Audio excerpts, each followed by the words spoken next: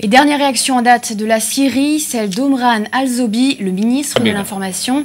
Il a dit à la presse à Damas, le gouvernement de la République arabe syrienne confirme que cette agression ouvre largement la porte à toutes les possibilités, a-t-il menacé. Et notez que Benjamin Netanyahou, sans reconnaître officiellement ses raids, a lancé un message de soutien à la population israélienne sur Twitter. « J'ai foi en l'État d'Israël et son pouvoir. Je suis confiant en ses forces de défense. Je crois en vous, citoyens israéliens », a-t-il écrit sur le réseau social. De son côté, l'Iran, fidèle allié du président syrien Bachar al-Assad, a condamné le raid et se dit prêt à entraîner l'armée syrienne.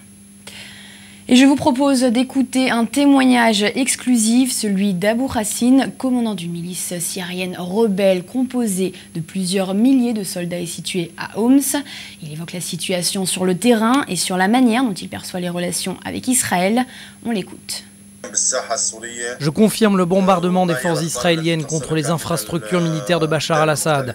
Je peux vous certifier que les impacts ont tous été précis et ont touché leurs cibles, soit les unités criminelles d'Assad et du Hezbollah soutenues par les Iraniens.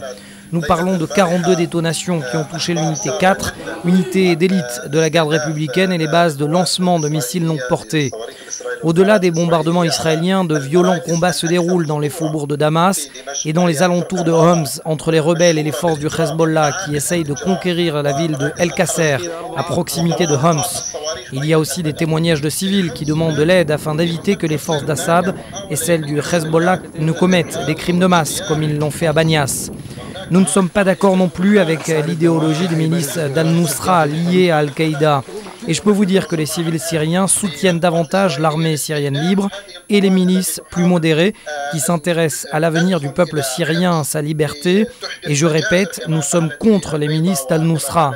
C'est la raison pour laquelle nous considérons qu'après avoir fait tomber le régime d'Assad, nous nous occuperons davantage à construire un pays ouvert et éclairé et non à lancer des combats contre nos voisins et en particulier